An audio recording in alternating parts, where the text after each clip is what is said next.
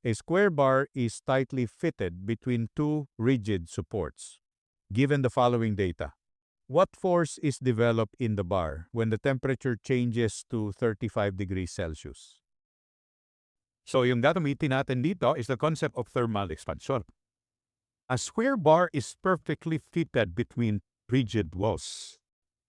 Kailan magkakaroon ng internal force in the bar? Ano yung magiging mechanism kung mag-change yung temperature natin? Now, ito yung ating concept. Halimbawa, pag tinanggal natin yung ating wall dito, then from 15 degrees Celsius, nag-increase siya to 35 degrees Celsius. Okay, ito yung final temperature. Pag uminit yung ating temperature, then parang mag-melt yung material natin or mag-expand. Pag lumamig naman, halimbawa lang, from 15, then bumaba yung temperature natin, or in other words, lumamig yung temperature natin, then mag-shrink yung material natin. So ano mangyayari in this problem? If uminit, tumaas yung temperature natin, the material will expand, assuming wala pa tayong support dito. So kung nag-expand yan, take note, it is restrained originally.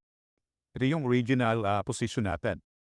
Itong part na yan, ito yung ating thermal expansion or thermal deformation. Tawagin natin siyang C sub T. Now again, it is restrained by a rigid wall. So theoretically, wala tayong deformation, pinipigilan siyang mag-deform.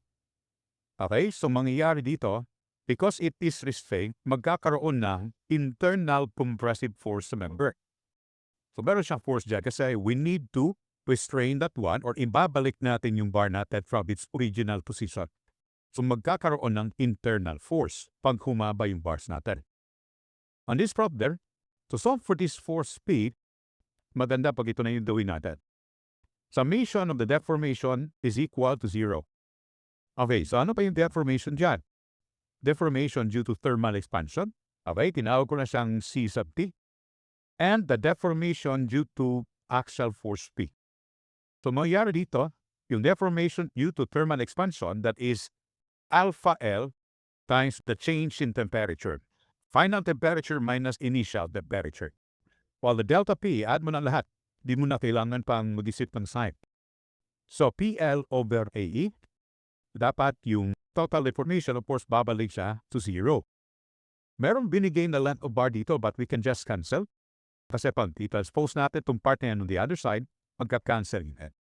So bale, mangyayari alpha, T2 minus T1, T2 is 35 degrees Celsius, T1 is given, plus P is unknown.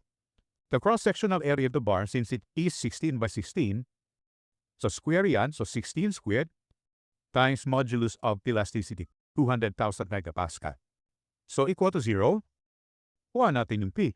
So, first newtons yung output niyan. So, kung negative, that means it is in compression.